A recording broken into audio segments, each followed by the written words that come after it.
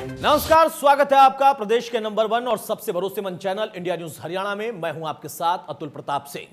कृषि बिलों को लेकर कई किसान संगठनों ने भारत बंद का ऐलान किया। देश के अलग अलग हिस्सों में बंद करके प्रदर्शन किया गया, कहीं ज्यादा तो कहीं कम, लेकिन लगभग हर प्रदेश में इसका असर दिखाई भी दिया।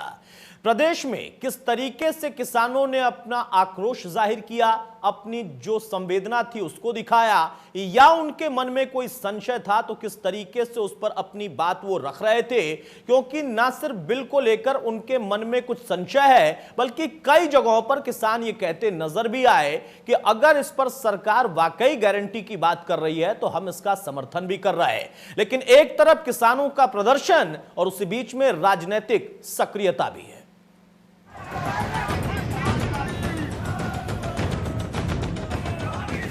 केंद्र सरकार के कृषि बिलों के विरोध में किसान एक बार फिर सड़क पर। किसानों ने कृषि बिल के खिलाफ भारत बंद बुलाया। हरियाणा में कई जगहों पर किसानों का प्रदर्शन जारी रहा। रोहतक में किसानों ने सड़क जाम कर नारेबाजी की। किसानों पर हमला करना बंद करो, मोदी सरकार होश में आओ। किसानों के आंदोलन को देखते हुए हरियाणा में सुरक्षा बढ़ा दी गई। रेलवे स्टेशन और हाईवे पर भारी पुलिस तैनात किया गया। वहीं पंजाब जाने वाली कई ट्रेनों के रूट भी बदले गए। अंबाला में किसानों ने भारत बंद को देखते हुए दिल्ली चंडीगढ़ बस सेवा भी बंद कर दी थी। गोहाना में मदीना चौक पर सर्व कर्मचारी संघ और किसान यूनियन ने सड़क को रोककर जाम लगा दिया और अध्यादेश को वापस लेने की मांग की। वहीं प्रदेश के कृषि मंत्री जेपी दलाल लगातार किसानों को समझा रहे हैं कि कृषि बिल किसानों के हित में है। जेपी दलाल ने कहा कि पीएम ने कई ऐसे कदम उठाए जो देश के हित के थे। अब पीएम ने किसान के उत्थान के लिए कदम उठाया है, लेकिन विपक्ष इसका विरोध कर रहा है, क्योंकि विपक्ष नहीं चाहता कि किसान आगे बढ़ें। को जाम कर दें, काले झंडे दिखा दें और ये कह दें भाई इस मंत्री को जाने नहीं दिया, इसको बंधक बना दिया। ये विस्परिंग कैंपेन हमारी विपक्षी पार्टियां जो सीधी सीधी लड़ाई में पता है कि भाजपा का मुकाबला नहीं कर सकती, कभी किसान के कंधे पे बंदूक रखती हैं, कभी पीटीआई के कंधे पे बंदूक रखती हैं, कभी जेबीटी के कंधे पे बंदूक रखती हैं, और वो इस तरह की भ्रम फैलाने की कोशिश करते हैं कि जैसे कि ये वर्ग शो है हमारे से खिलाफ हो। अंबाला में किसान आंदोलन के बीच आर्मी का काफिला फंस गया। दिल्ली अमृतसर मार्ग पर आर्मी का काफिला आधे घंटे तक फंसा रहा, जिसके बाद किसानों को समझा बुझाकर रॉन्ग साइड से निकाला गया। इसके अलावा प्रदेश के कई जिलों में भी किसानों ने केंद्र सरकार के कृषि बिल के खिलाफ प्रदर्शन किया।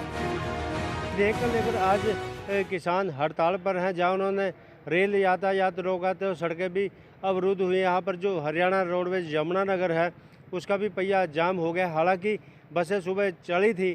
किस तरह की दिक्कत आई, हमारे साथ अड्डा के मैनेजर भी हैं और कुछ सवारियाँ उनसे भी जान लेते हैं कहाँ जाना था और क्या दिक्कत आ रही है। सर, क्या नाम है आपका? सर नमस्कार जी, मेरा नाम राजवीर सिंह है जी। तो कहाँ जाना था? मैंने नारायणगढ़ शादी में जाना था जी। और जब हम यहाँ बस स्टैंड पर आए तो यहाँ पूर्ण रूप से बसें बंद पड़ी हैं जी। हमने इंचार्ज से पूछा मंगा जी कोई टाइम टूम, कहना जी अभी हमारे पास बाहर किसानों का जो प्रदर्शन है, प्रोटेस्ट हो रहा है, अब वहाँ से मैसेज आया, अभी कोई सारे रास्ते ब्लॉक हैं। मेरा नाम बुद्धि सागर तिवारी है, मैं दिल्ली का रहने वाला। मैं अभी यहाँ छसरौली आया हुआ था।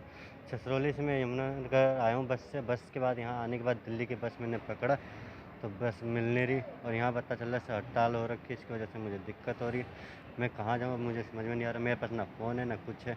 और मैं अपील करना चाहूँगा किसान भाइयों से भी भाई वो कृपा करके रोड जाम वगैरह ना करें।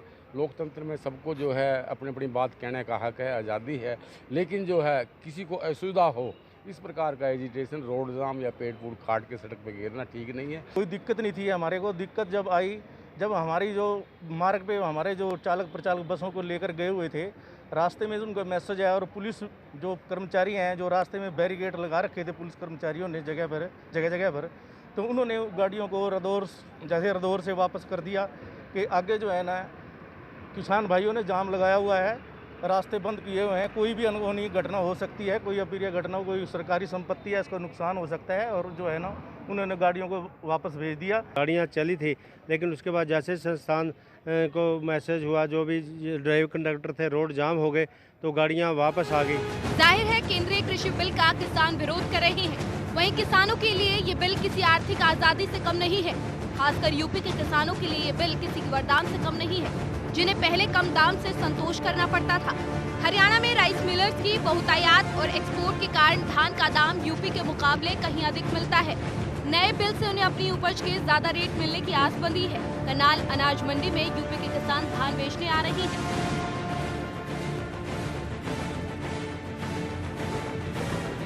जाहिर है विपक्ष लगातार किसानों को केंद्रीय कृषि बिल के खिलाफ भड़का रहा है। विरोध भी जमकर हो रहा है, लेकिन सरकार का कहना है कि बिल का परिणाम दूरगामी होगा और बिल से किसानों की आय बढ़ेगी और धीरे धीरे किसान बिल के फायदे को समझ जाएंगे, जो कि अभी से मिलने भी शुरू हो गए हैं।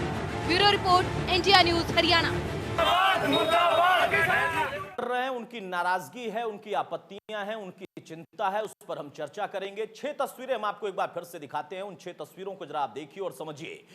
कुरुक्षेत्र, कैथल, जींद, रोहतक, रानिया और उचाना की यह तस्वीर है। उसके साथ साथ तमाम अन्य जगहों पर भी इसी तरीके से प्रदर्शन हो रहा। सुरक्षा व्यवस्था के भी पुख्ता इंतजाम किए गए हैं। रेलवे और बस सर्विसेज में भी कुछ यहां पर चेंजेस किए गए हैं, डाइवर्जन किया गया है। उसके साथ साथ तमाम अन्य राज्यों को भी समर्थन के तौर पर दर्शाया जा रहा कि उनका भी समर्थन इस प्रदर्शन में है। और पंजाब में खास तौर से अलग तरीके की राजनीति के साथ प्रदर्शन भी हो रहा है।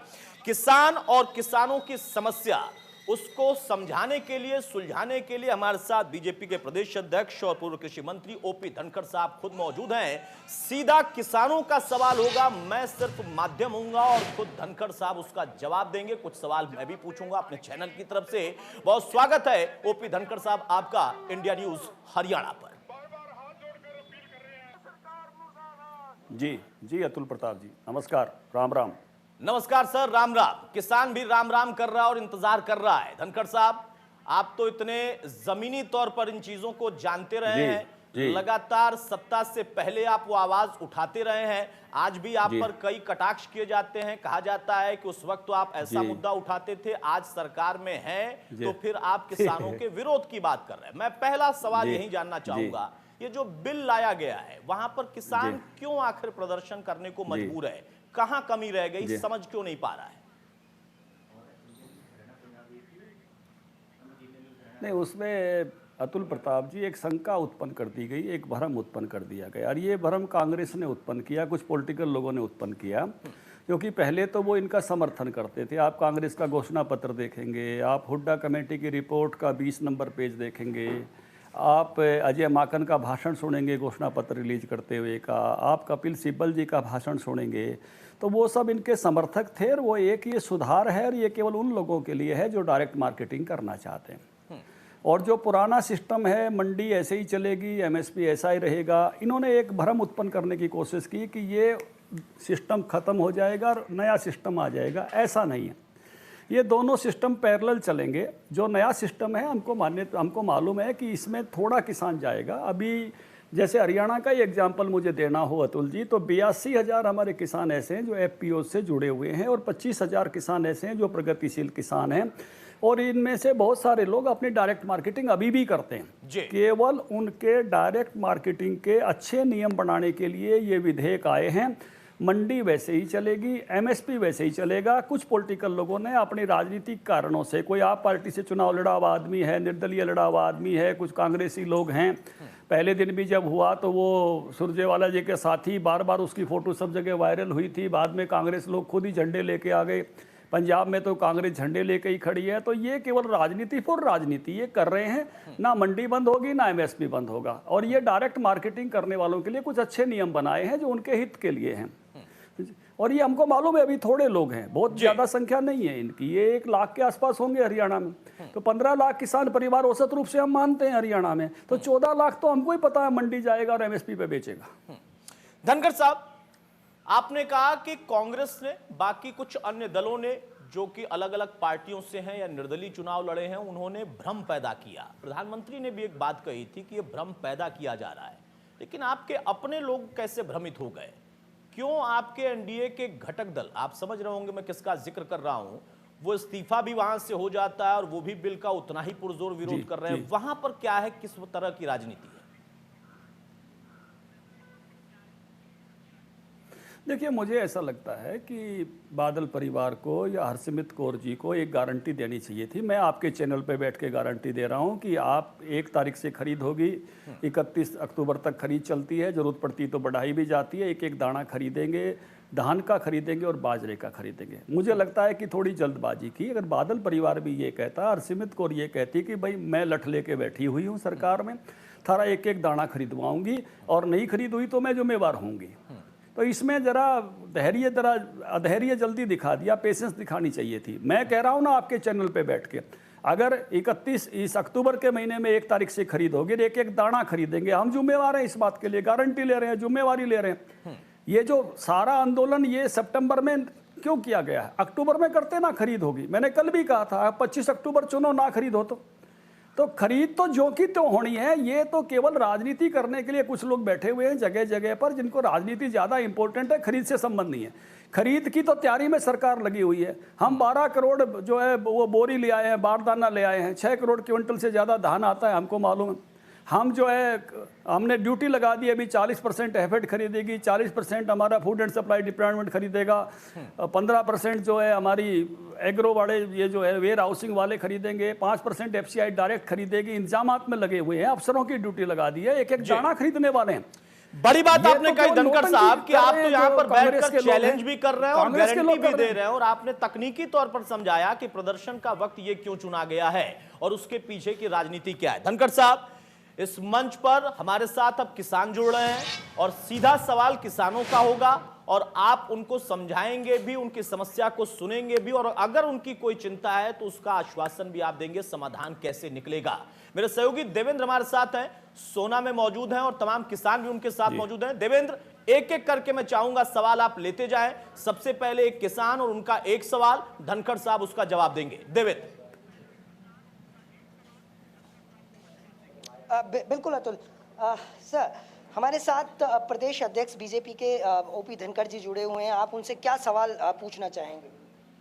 धनखड़ साहब, सबसे पहले तो आपको बधाई हो, अध्यक्ष बने हो, प्रदेश अध्यक्ष, इसके लिए किसान आदमी एक अध्यक्ष बन गए, इसके लिए बधाई। दूसरी बात यह है कि इस मामले में अध्यादेश का हम वैसे तो समर्थन करते हैं, लेकिन अन्य अध्यादेशों का प्रचार प्रसार नहीं कर पाई सरकार। नहीं तो मोदी जी के कहने पे नोटबंदी हो गई, मोदी कहने पे। सवाल क्या है? सवाल मेरा ये, प्रचार प्रसार क्यों नहीं किया? बहुत महत्वपूर्ण सवाल है धनखड़ साहब। ये समर्थन आप तो ऐसी पार्टी है जिसके लिए कहा जाता है कि प्रचार प्रसार में कोई कमी नहीं होती है, फिर और भी देखिए किसान कह रहे हैं कि प्रचार प्रसार में कमी रह गई, बाकी तो अध्यादेश का वो और बिल का समर्थन कर रहे हैं। धनखड़ साहब, ये कैसे हो गया? चूक कहां रह गई सर? देखिए, नहीं मैं चूक यहाँ रह गई कि ऐसा लगता नहीं था कि इस अच्छी बात का कोई विरोध करेगा। ये ऐसी बात हो गई कि छोटी बहू ने खीर बनाई थी, बड़ी बहू ने अफवाह फैला दी कि इसमें किसारी डाली हुई है और एक भरम उत्पन्न कर दिया परिवार में। तो ये ऐसी बात, हमको ये नहीं लगता था कि कांग्रेस के लोग भरम उत्पन्न करने चले जाएंगे, ये झूठ बोलने लगेंगे कि खरीद नहीं होगी, एमएसपी नहीं रहेगा, दिक्कत आ जाएगी। ऐसा कोई कारण ही नहीं है। यूँ की यूँ खरीद होगी, यूँ का यूँ एमएसपी रहेगा। ये तो एक छोटा सा रास्ता जो भाई हमारे गुड़गांव के आसपास हमने 40 किसान बाजार बनाए हुए हैं गुड़गांव में। हमारे एफपीओज वाले साथी, हमारे प्रगतिशील किसान डायरेक्ट बेचते हैं सब्जियां, उनमें जाके उनके फायदे की बात है। हमने केवल उनके नियम सुरक्षित करे हैं। मैं पहले भी, हमारे अमरूद के बाग हैं, ठेके पर जाते हैं हमारे जज्जर के किसानों के, पहले कोई नियम नहीं थे, अब नियम बन गए। पहले भी गाजर यूँ की यूँ 2 किले की 3 किले की आके ठेका कर लेते हैं, थोक वाले ले लेते हैं, लेकिन पहले कोई नियम नहीं थे। अब उनके लिए एक सुरक्षित करने के अच्छे नियम बनाए हैं, जैसे चौधरी छोटू राम ने कभी सोचे थे। वो उन नियमों के बारे में जानकारी देने की बजाय में एक उल्टी बात चला दी, बोला इससे तो भी ये दिक्कत हो जाएगी, मंडी बंद हो जाएगी, एमएसपी बंद हो जाएगा। भाई झूठ तो 2 दिन चलती है, सच 100 दिन से भी आगे जाती है, पुरानी कहावत है। अभी मंडियां चलेंगी, खरीद होएगी तो इनकी झूठ की पोल निकल जाएगी। किसान भाइयों को तो मैं कह रहा हूँ, भाई थारा एक एक दाना बिकेगा, मगर कांग्रेस की झूठ बिकेगी नहीं। और ये जो नियम बनाए हैं ये इतने अच्छे बनाए हैं। देखो, अगर कोई मेरे को ज़्यादा पैसे दे देता है तो वो मेरी ज़मीन नहीं ले सकता उसके बदले में, उसमें लिखा हुआ है नियम में। कोई मेरे को ज़्यादा पैसे दे देता है तो मेरे से बंधवा खेती नहीं करा सकता। अगर मेरी तरफ से, किसान की तरफ से मामला गड़बड़ हो गया तो केवल लागत लगेगी और लागत का भी मैं बीमा करा लूँगा। अगर व्यापारी की तरफ से गड़बड़ हुआ तो उसको मुझे 1.5 गुना देना पड़ेगा। अगर कोई ढांचा लगा दिया, मान लो कहा भाई आप तो शिमला मिर्च उगाओ 4 कलर की, आप चेरी टमाटो उगाओ, आप बेबी कॉर्न उगाओ और मैं आपको लगा के देता हूँ माइक्रो इरिगेशन, पॉली हाउस। मान लो 3 साल का मेरा उसका सौदा हुआ, समझौता हुआ, ई रजिस्ट्री बनी। अगर 3 साल के बाद मेरा उसका समझौता खत्म हो गया और उसने अपना सौदा वहाँ से नहीं उखाड़ा मेरी अगली फसल से पहले, तो मेरा हो जाएगा। यानी बिल्कुल जैसे चौधरी छोटू राम ने सोचा था उस तरह से सोचते हुए नियम बनाए गए हैं। ये प्रोटेक्ट करने के लिए किसानों, इनका नाम भी यही है, सरलीकरण, सुदृढ़ीकरण, संरक्षण, इन विधेयकों के नाम ही ये हैं।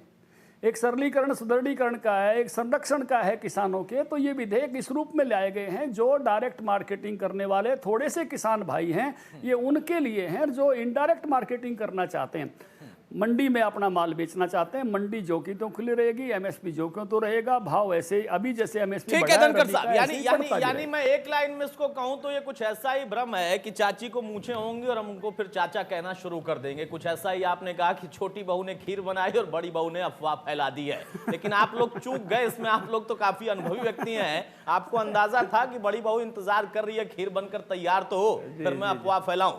बहरहाल हमारे साथ हमारे सहयोगी रवि जांगड़ा जुड़ रहे हैं भिवानी से। वहां पर जो किसान मौजूद है, रवि मैं चाहूंगा सीधा सवाल संक्षेप में ले। हमारे साथ खुद पूर्व कृषि मंत्री और मौजूदा प्रदेश अध्यक्ष ओपी धनखड़ साहब मौजूद हैं सवाल का जवाब देने के लिए। रवि जी बिल्कुल, 3 अध्यादेशों को लेकर पूरी तरह से बवाल है। जो बीजेपी की अगर बात करें, प्रदेश अध्यक्ष ओम प्रकाश धनखड़ जी स्टूडियो से सीधे लाइव हैं। कोई सवाल, कोई क्वेरी इस तरह की, कोई विसंगति आपको लगती हो 3 अध्यादेशों में, और अगर है तो किस तरह से दूर किया जा सकता है? इसमें किसानों में मुख्य रूप से एमएसपी की चिंता है। तो किसान चाहता है कि हमें एमएसपी की गारंटी दी जाए। एमएसपी के लिए किसान सबसे ज़्यादा चिंतित है आज, और यही मुख्य मांग है किसानों की कि जो एमएसपी है उसको सुनिश्चित किया जाए, चाहे उसके बारे में कानून बनाया जाए। धनखड़ साहब, एमएसपी सबसे मुख्य बिंदु, और किसानों को मैंने सुना, सिर्फ एक ये किसान नहीं बल्कि तमाम अन्य राज्यों के किसानों से भी हमने बात की, उन्होंने भी कहा कि इस पर अगर हमें गारंटी मिल जाए, इसमें क्या दिक्कत है सरकार को, वो भी वो सरकार जो कि हमारे हित का सोच रही है, हमें उस गारंटी से ही सिर्फ मतलब है, उसमें वो क्लॉज डाल दिया जाए।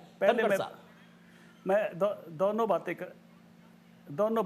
दोनों बातें करूंगा जिससे किसानों भाइयों को बिल्कुल क्लियर हो जाए। पहले ब्याणी के किसान भाई जो बैठे हैं उनको राम राम। भाई ब्याणी की मंडी में, चाहे वह जुई की मंडी है, चाहे लोहारू की मंडी है, चाहे तोसाम की मंडी है, वो सारी की सारी जो हमारी ब्याणी ज़िले की मंडियां हैं या दादरी की मंडियां हैं, यूँ ये बाजरा खरीदा जाएगा और यूँ कोई धान भी किसी ने बो रखा तो धान खरीदा जाएगा, एमएसपी पे खरीदा जाएगा, कोई दिक्कत नहीं होगी। पहले तो ये जिम्मेवारी के साथ, और ये अगले महीने की बात है, मैं पूरी जिम्मेवारी के साथ कह रहा हूँ। जो बात आपने कही उसके 2 पहलू मैं आपके सामने रखना चाहूँगा जी। एक, अभी जो खरीद होती है वो सामान्यतः खरीद होती है खुद खाद्यान्नों के 35% की जी। पहले जो खरीद हुई थी वो खरीद हुई थी फौज के लिए, छोटू राम ने जब भाव तय कराए थे। फिर खरीद होने लग गई जो फूड एंड सप्लाई की दुकानें, राशन की दुकानें हैं, गरीबों के लिए सामाजिक वितरण प्रणाली है, उसके लिए सार्वजनिक वितरण प्रणाली के लिए खरीद होती है। और उसके लिए लगभग 78 करोड़ क्विंटल, 34 करोड़ क्विंटल गेहूं और 44 करोड़ क्विंटल चावल खरीदा जाता है। सरकार इतना ही खरीदती है और उसको गरीबों के लिए बांटती है। ठीक है। तो अगर आज इस पर जो इससे पहले इससे ज़्यादा कभी नहीं खरीदा गया, तो मैं ये जिम्मेवारी के साथ कह रहा हूं कि जितनी खरीद होती है उतनी खरीद आगे भी होती रहेगी।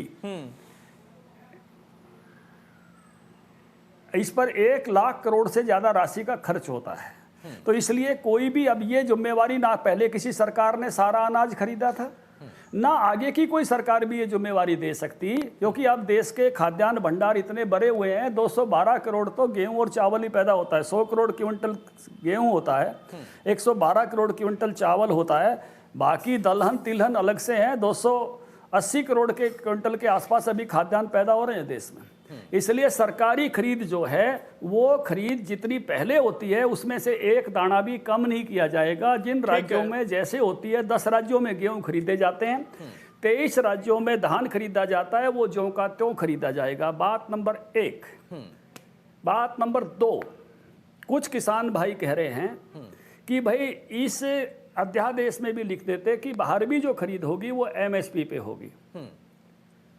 अब सरकार तो मंडियों में एमएसपी पे खरीद करेगी, लेकिन व्यापारी जो भी होता है वो ये देखता है भाव कहाँ कम है। अब मैं आपको एक उदाहरण से ये बात अतुल जी स्पष्ट करना चाहता हूँ। अभी 2150 रुपये बाजरा खरीदेंगे हम, ठीक है। बाजरे का उतना भाव सरकारी खरीद के बाद नहीं रहता, भाव डाउन आएंगे, सरकार भी नुकसान उठा के डाउन भाव में बेचेगी। हर बार सरकार कुल नुकसान उठा के बाजरा डाउन भाव में बेचती है, नीचे भाव में। तो अगर ये हमने अध्यादेश में लिख दिया कि बाजरे की खरीद 2150 रुपये से किसान से कोई कम नहीं करेगा, तो संकट क्या आएगा जब मंडी में बाजरा अगर सस्ता हो गया सरकारी खरीद के बाद जी, तो किसान का अगर घर में बचा हुआ है तो वो कौन लेगा?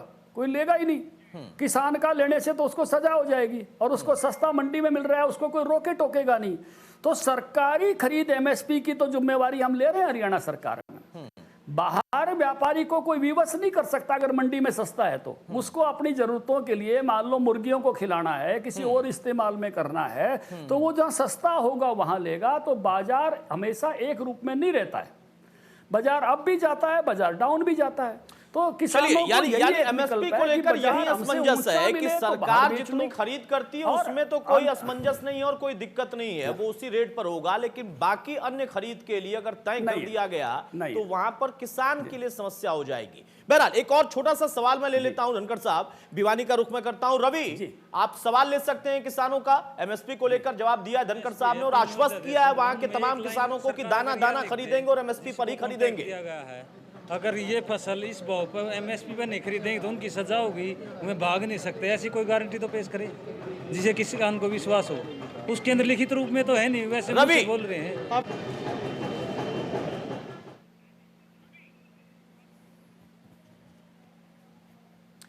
धनखड़ साहब घूमकर देखिए, बात वहीं आ रही है कि गारंटी आपने हालांकि समझा दिया, लेकिन उसके बावजूद ये समस्या है कि गारंटी।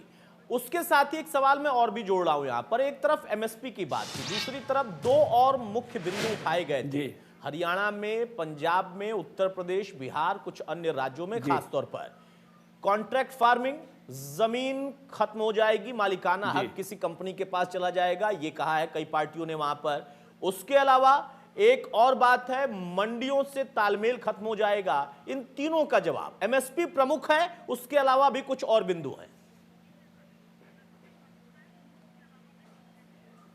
मैं दोनों बातों का आपको क्रमवार उत्तर देता हूं। पहली बात तो यह है कि सारी की सारी सरकारी खरीद मंडियों में ही होगी, इसलिए मंडी खत्म नहीं होगी। क्यों होगी मंडियों में? उसमें राज्य सरकारों का लालच है। राज्य सरकारों का लालच ये है कि मार्केट फीस परचेजर देता है जी, और भारत में सबसे बड़ा खरीदार कोई है तो भारत सरकार है। तो हमारे हरियाणा से 15 करोड़ क्विंटल जो है गेहूं और धान मोटे तौर पर खरीदा जाता है, तो उससे हमको 1000 करोड़ की मार्केट फीस आती है। तो हम क्यों छोड़ना चाहेंगे? परचेजर देता है, किसान पे नहीं है, परचेजर भारत सरकार है। तो एक तरह से भारत सरकार से 1000 करोड़ रुपया हरियाणा सरकार को ट्रांसफर होता है, ठीक है।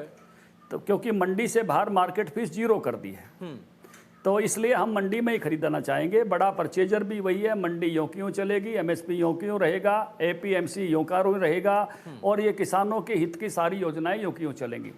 अब दूसरी बात जो है कि मंडी से के बाहर मार्केट फीस 0 कर दी है, तो मोटे तौर पर बाजरा हम खरीदते हैं, सरसों हम खरीदते हैं, एक दाना खरीदते हैं। हमारे यहाँ 2 फसल और बच गई, एक बच गया बासमती और एक बच गई कपास। तो कपास पर और बासमती पर हमने मार्केट फीस घटा के 1% कर दी है, 4 की बजाय आधा % करके 2 जोड़ के 1 कर दी है। तो इसलिए बाहर और भीतर में ज़्यादा अंतर नहीं रहा। इसलिए व्यापारी भी इस बात से खुश हो गया है कि हमने मार्केट फीस घटा दी है। इसलिए जो बाहर बेचना चाहता है उसको लाने ले जाने बाकी सिस्टम में 1% का खर्चा हो जाएगा, ये अंदर करेगा तो इसका 1% देना पड़ेगा, इतना ही शेयर ये भी परचेजर देगा। तो इस नाते इसमें व्यापारी भी खुश है। तो इसके कारण से जो मंडी सिस्टम पर शक किया जा रहा है, तो मंडी सिस्टम जो का तो रहेगा, एपीएमसी यो का रहेगा, ये सारी की सारी चीज़ यो की रहेगी। दूसरी बात जो आप कह रहे हो कि ये भाषण में कई लोग कह रहे हैं कि 40 साल के लिए ज़मीन ले लेंगे, व्यापारियों की हो जाएगी। तो एक तो उस कानून में लिखा गया है कि एक फसल से लेके मैक्सिमम 5 फसलों तक का कॉन्ट्रैक्ट हो सकता है। ठीक है। दूसरा जो है कॉन्ट्रैक्ट जो है वो फसल उगाने के बाद भी हो सकता है और फसल उगाने के पहले भी हो सकता है। और उसमें साफ साफ तौर पर लिखा गया है कि कोई भी मुझे कितना ही पैसा दे दे, वो उसके बदले मेरी जमीन नहीं ले सकता, वो मेरे से बंधुआ खेती नहीं करा सकता। मुझे ज्यादा पैसा दे दिया और कहे 10 साल यही खेती करनी है तो वो नहीं करा सकता। और किसी कारण से अगर मैं विफल होता हूं तो लागत से ज्यादा मुझसे ले नहीं सकता, और अगर वो गलती करता है तो 1.5 गुना देना पड़ेगा। अगर कोई इंफ्रास्ट्रक्चर मेरे खेत में खड़ा करता है, मेरी टाइम उसके एग्रीमेंट का टाइम खत्म हो गया है और उसने नहीं उखाड़ा है, तो इंफ्रास्ट्रक्चर मेरा किसान का रहेगा। तो सारे के सारे नियम प्रो फार्मर बनाए गए हैं, किसान के पक्ष में बनाए गए। तो ये जो सोच है ये बिल्कुल किसी भी मिथ्या आधारों पर है।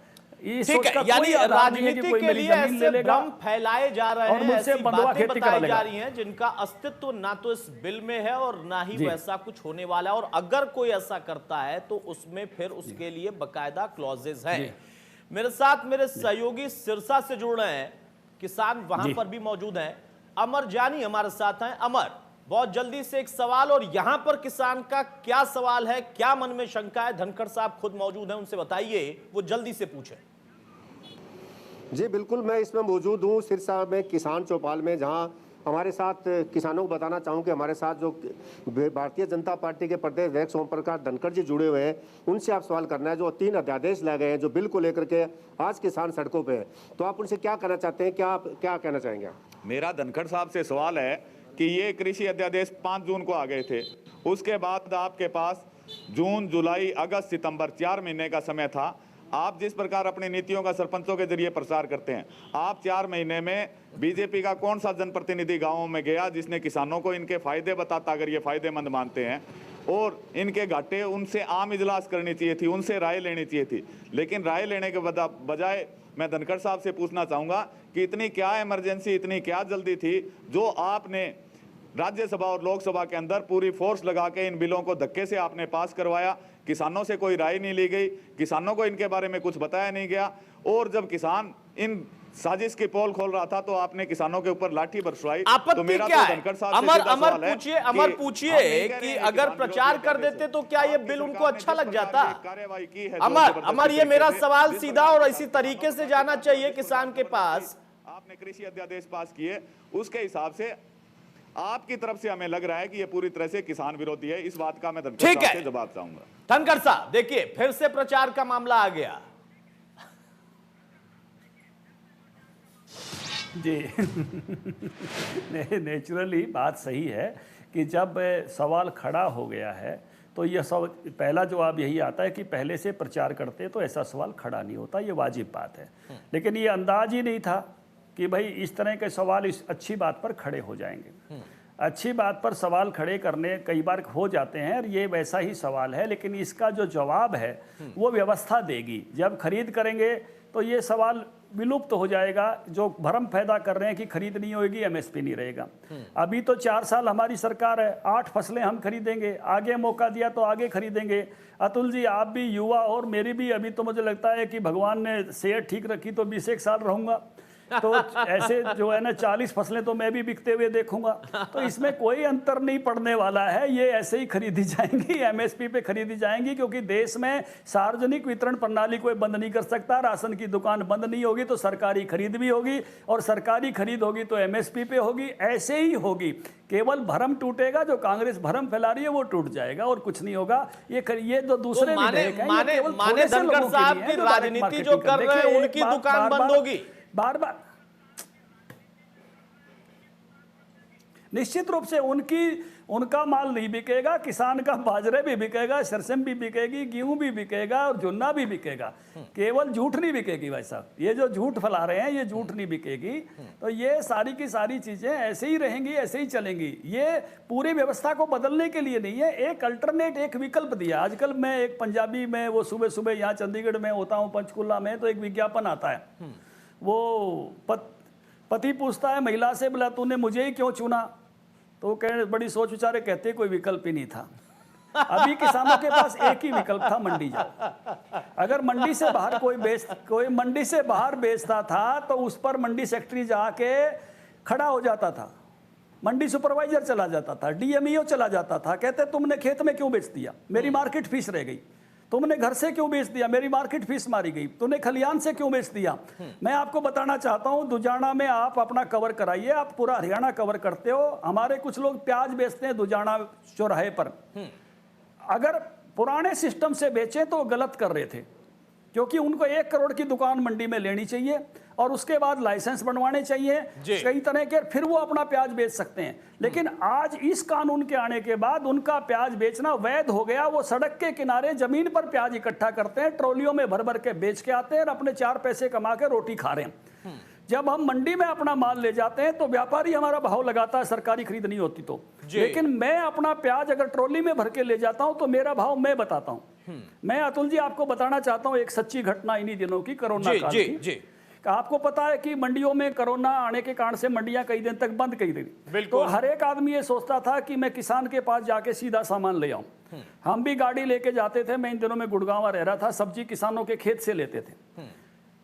तो एक दिन प्याज के लिए एक किसान जो है ट्रॉली भरे खड़ा था। इन दिनों में बहुत किसानों ने बेचा है डायरेक्ट। ठीक है। तो मैंने उससे फरकनगर के आसपास प्याज लिया, 75 रुपए धड़ी दे रहा था, 15 रुपए किलो। 5 किलो प्याज ले लिए। अगले दिन मुझे गुड़गांव के बॉर्डर पे मिला धनकोट में।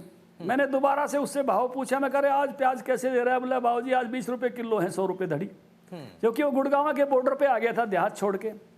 तीसरे दिन मैं चला गया, मुझे लेने थे मौसमी, रेलवे रोड गुड़गांव जो मुख्य बाजार है, और वहीं खड़ा मिला मुझे। मैं उसके पास जानबूझ कर गया। मैंने कहा आज प्याज कैसे दिए? बोला बाबूजी 40 रुपए किलो, 200 रुपए धड़ी। अरे मैंने कहा इतना भाव बढ़ा दिया? बोला बाबूजी यहाँ 50 रुपए किलो बिक रहे हैं। तो मैं यही कहता हूं कि भोड़े किसान तो बेचना सीख ले, बाजार में पिछाड़ ले। व्यापारी तरह से जो 6 दिन में कमाता है वो तू ही कमा ले। 6 महीने तू लगाता है, वो 6 दिन में ले जाता है।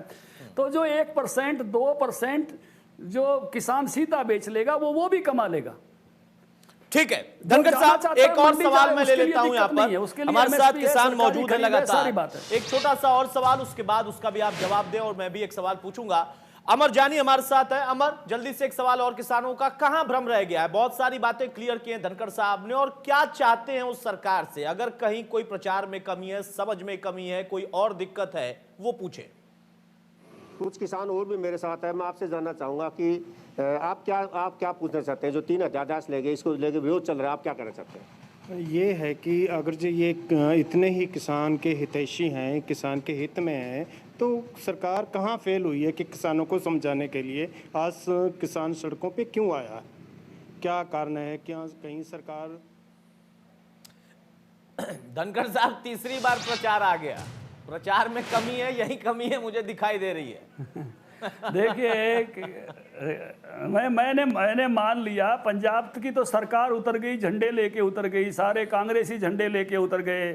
अब ये इस पर बरगलाने की राजनीति पे आ गए, शंका उत्पन्न करने पे आ गए। तो अभी मैं एक बात आपके माध्यम से पहुंचाना चाहता हूं किसान भाइयों को। और अतुल जी, मैं खास करके पंजाब के किसान भाइयों को पहुंचाना चाहता हूं जी। देखिए पिछली बार 6 करोड़ 40 लाख क्विंटल जो है धान हरियाणा में खरीदा गया था और 3.5 लाख टन बाजरा खरीदा गया था। उसके लिए जो बारदाना चाहिए वो हमने खरीद लिया है। 14-15 करोड़ हमको बोरी चाहिएगी। 50 किलो की एक बोरी होती है, कुछ बाजरा भरेंगे, कुछ धान भरेंगे। उसके लिए 40% की जिम्मेवारी हमने एफएड की लगा दी है। 40% की जिम्मेवारी हमने फूड एंड सप्लाई डिपार्टमेंट की लगा दी है, 15% वेयर हाउसिंग कॉर्पोरेशन की लगा दी है, 5% की जिम्मेवारी FCI की लगाई है। उसके लिए पैसा चाहिए होता है तो क्रेडिट लिमिट सब ने अपनी बनवानी है, और एक एक जगह मुस्तैद कर दिया है मंडियों में। कहीं कैप्टन साहब राजनीति कर दे ना रह जाएं, उत्थे जरा बारदाना मंगवा ले में। पंजाब में तो हमसे ज़्यादा 26-27 करोड़ बोरी चाहिएगी, बारदाना मंगवा ले में। बंगाल से आता है, टाइम लगता है बारदाना आने में। और अपनी क्रेडिट लिमिट खड़ी कर ले में, क्योंकि पैसा बाद में आता है। बैंकों से क्रेडिट लिमिट के आधार पर किसानों की पेमेंट होती है। मैं किसान भाइयों को अपील बेनती करता हूँ, DFSC ने जाके पूछें कि खरीद का इंतजाम हो गया कि नहीं हो गया, साड़ी मंडी विच बारदाना आ गया कि नहीं आ गया। मोदी तो एक एक दाना खरीदना चाहता है, राज्य सरकार को लगना पैदा है पूरी तरह से। अगर राज्य सरकार ढंग से नहीं लगी तो किसान भाइयों को दिक्कत आएगी। पटरियों पे अपना काम जो है उनका जब धरने के बाद वो उत्थे कैप्टन साहब के अफसरों को जाएं, कैप्टन साहब पे जाएं कि पूछे बारदाना आया कि नहीं आया, क्रेडिट लिमिट। बड़ी बात कही आपने, और चैलेंज भी आपने कर दिया है कि केंद्र की सरकार पंजाब में भी अपने एजेंसियों के जरिए खरीद के लिए तैयार है। राज्य सरकार ने इंतजाम क्या किए, और अगर नहीं किए हैं तो बारदाने का इंतजाम कर लें, क्रेडिट लिमिट अपनी बढ़ा लें। ये आपने चैलेंज भी कर दिया है। धनखड़ साहब हमारे साथ आप बने रहिए लगातार। सोना हम एक बार फिर से रुख करते हैं, मेरे सहयोगी देवेंद्र वहां पर मौजूद हैं। देवेंद्र, प्रचार को छोड़ के और क्या आपत्ति है ये पूछिए, क्योंकि प्रचार वाला सवाल तो कई बार प्रचार में आ गया और धनखड़ साहब ने माना कि हां रह गई भाई कमी, हमें उम्मीद नहीं थी कि अफवाह ऐसे फैलेगी। उसके अलावा क्या आपत्ति है? देवेंद्र, सवाल सीधा। देखिए बिल्कुल अतुल, ओम प्रकाश धनखड़ जी कह रहे हैं सरल है, संरक्षण है और एक एक किसान का दाना खरीदा जाएगा। आपका क्या सवाल? हमारा ये सवाल है कि MSP बढ़िया कोई योजना नहीं है, MSP की डिमांड है, कोई विरोध नहीं है, मैं इसका समर्थन करता हूं। MSP की डिमांड है। देखिए बिल्कुल अतुल, MSP की गारंटी चाहिए किसान को। देवेंद्र फिर से पूछिए और ये सवाल पूछिए आप कि MSP का तो जवाब धनखड़ साहब ने दिया कि व्यवस्था जो थी वहीं रहेगी, गारंटी की कोई जरूरत नहीं है। उसके अलावा क्या जमीन चली जाएगी, मालिकाना हक अंबानी अडानी का हो जाएगा, इस तरीके का कोई भ्रम है, कोई समस्या है, या फिर उसके अलावा मंडी की व्यवस्था खत्म हो जाएगी, ऐसी कोई व्यवस्था इनके मन में आ रही है, या भ्रम है, या इनको लगता है कि हाँ ये है?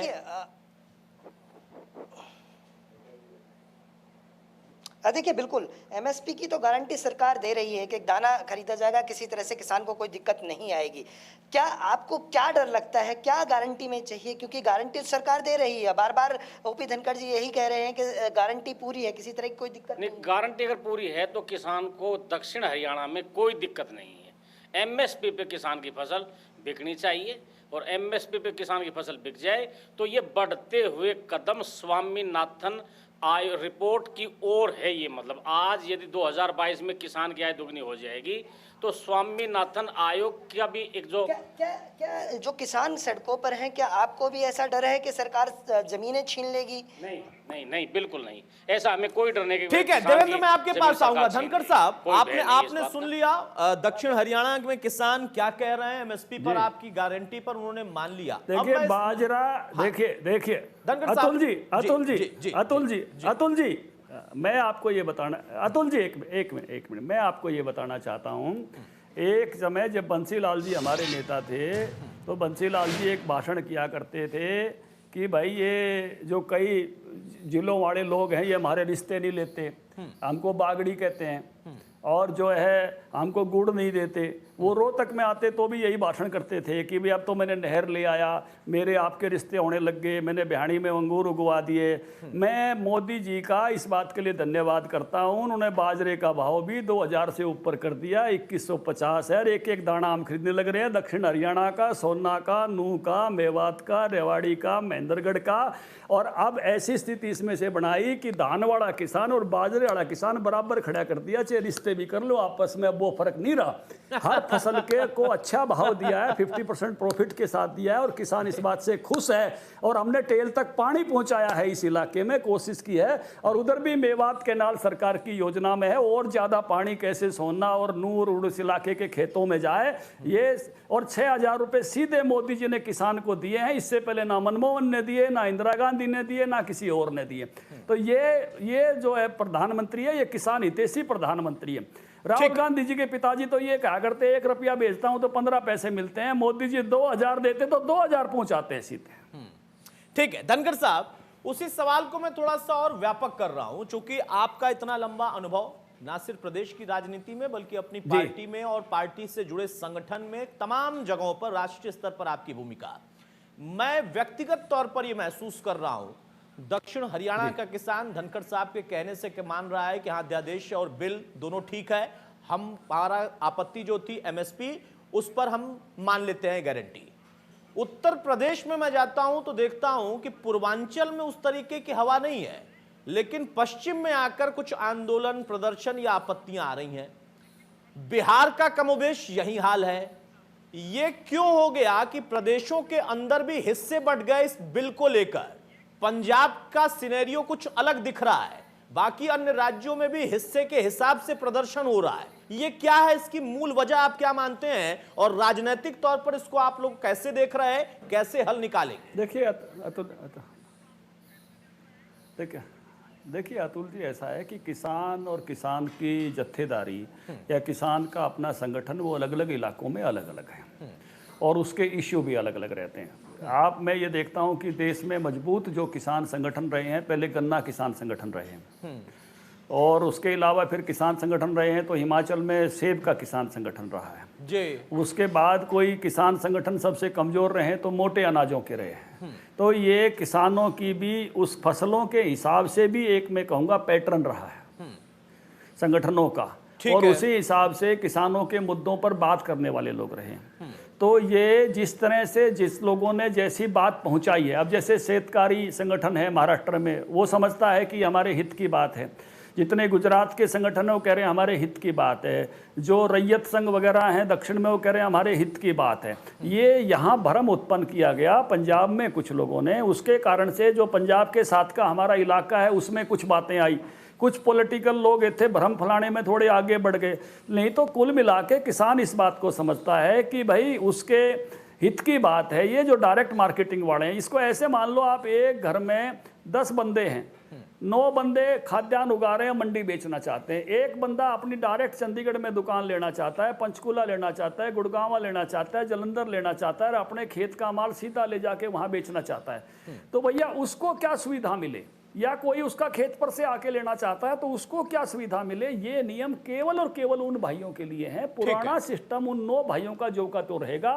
9 भाई इस एक भाई के जो सुविधा दी है इसके प्रति जो है ना वो अच्छा भाव रखें, उनका भाव वही अच्छा रहेगा। ये एक वैकल्पिक व्यवस्था है, पूर्ण व्यवस्था का परिवर्तन नहीं है। चलिए, ये बहुत बड़ा बिंदु भी है कि बार बार आपने उदाहरण से भी समझाया, प्रधानमंत्री का संबोधन भी मैंने सुना, उन्होंने भी कहा कि इसमें तो हमने विकल्प बढ़ाए हैं ना कि हमने कम किए हैं। ये वैकल्पिक व्यवस्था है, ना कि आप पर कोई थोपा गया बिल है।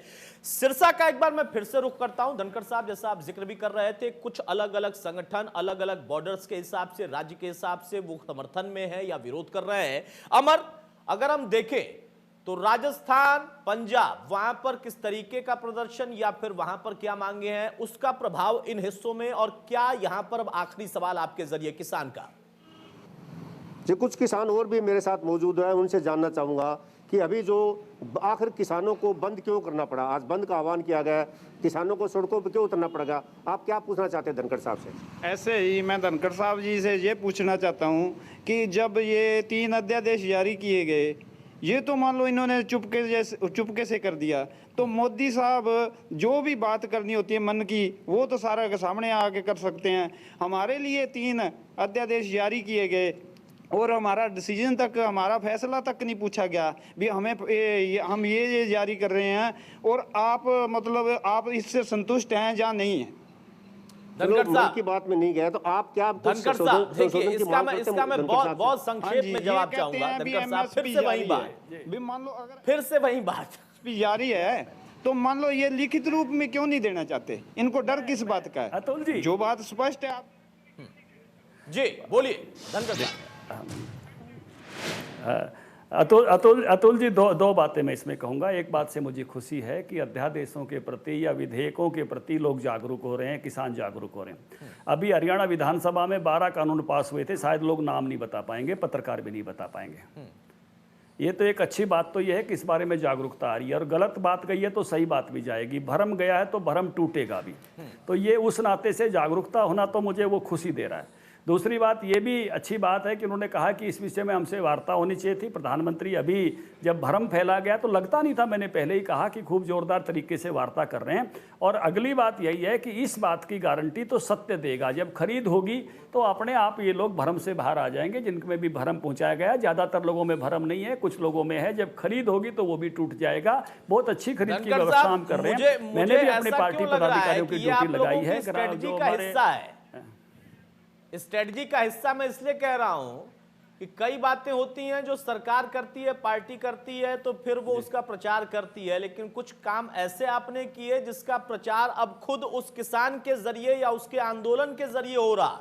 वो समझने की कोशिश कर रहा है कि कहां हमें इस पे आपत्ति है, क्यों आपत्ति है, क्यों हमारे लिए नुकसानदेह है। ये कहीं स्ट्रेटजी तो नहीं है आप लोगों की? नहीं, ये कोई जैसे फिल्म वाले फिल्म चलाने के लिए करते हैं, ऐसा विषय नहीं है। ये तो आप साफ देख रहे हो कि कांग्रेस पार्टी अपने झंडे लेके सड़कों पे उतरी हुई है और कांग्रेस पार्टी ने ये भ्रम उत्पन्न किया है। इसके कारण से ये अध्यादेशों के बारे में अच्छी राय जाएगी और टोटल एग्रीकल्चर सिनेरियो किसानों के ध्यान में आएगा कि खरीद कितनी होती है, उत्पादन कितना होता है, जो वो मांग कर रहे हैं उसमें कठिनाई क्या है, ये सारी बातें समझेंगे तो मैं समझूंगा मेरे लिए अच्छा होगा। एक आखिरी सवाल मैं ले लेता हूं यहां पर बहुत जल्दी से सोना से, मेरे सहयोगी देवेंद्र वहां पर लगातार मौजूद है। सोना से एक सवाल बहुत जल्दी से किसानों का, देवेंद्र बहुत संक्षेप में। बिल्कुल अतुल, देखिए एक आप अभी बता रहे थे कोई प्रश्न करना है आपको सीधे ओपी धनखड़ जी से। क्या सिंचाई का पानी कर रहे हैं? सिंचाई का पानी को फरकनगर एरिया में सिंचाई का पानी को फरकनगर एरिया में पानी की कमी, हरियाणा में पूरा में को धनखड़ साहब, जो पानी की समस्या है ना वो अभी भी बरकरार है। टेल तक तो पहुंचा लेकिन फिर भी कुछ समस्या है। ये अध्यादेश से इतर है। नहीं, उनकी बात बिल्कुल वाजिब है। नहीं, बिल्कुल सही बात है। इस इलाके में सिंचाई की सुविधाएं कम हैं। हमने कोशिश तो की 1400 टेल तक पानी पहुंचाएं, उसका प्रयास भी किया, लेकिन इस इलाके में अभी और सिंचाई की व्यवस्थाओं को बढ़ाना है और मेवात तक भी सिंचाई पहुंचे। उसके लिए ये जो KMP बना है, इसके साथ साथ एक मेवात कैनाल प्रस्तावित की है और टनल में की है। इसके साथ साथ क्योंकि ज़मीन अधिग्रहण और वो ज़्यादा महंगा पड़ेगा, तो उसके साथ साथ प्रस्तावित की है। जब वो सिरे चढ़ जाएगी तो इस इलाके की भी पानी की कठिनाइयाँ दूर होंगी। बिल्कुल हमारे ध्यान में है। और पंजाब से भी जो हमको पानी मिलना है उसके लिए भी हम लगातार लगे हुए हैं। 19 लाख एकड़ फीट तो वो पानी मिलेगा तो सारे इलाकों में पानी पहुंचाने में कामयाब होंगे। ठीक है धनखड़ साहब, एक आखिरी सवाल मैं ये सवाल लेना चाहता हूं। सवाल ये है कि जब अध्यादेश आया और बिल का स्वरूप ले रहा था, उस वक्त हरियाणा पहला राज्य था जहां के मुख्यमंत्री ने खुद सामने आकर अपने तमाम प्रदेश के किसानों से मुखातिब होकर ये कहा कि अध्यादेश या ये जब बिल बन गया या बिल बन जाएगा तो ये कैसे आपके हित का है। उसमें उन्होंने एक पॉइंट खुद जनरेट किया था और उन्होंने आग्रह किया कि केंद्र सरकार इस पर विचार करे। अगर नहीं कर सकते हैं या नहीं कर पा रहे हैं तो फेडरल स्ट्रक्चर में राज्य सरकार के पास वो अधिकार है।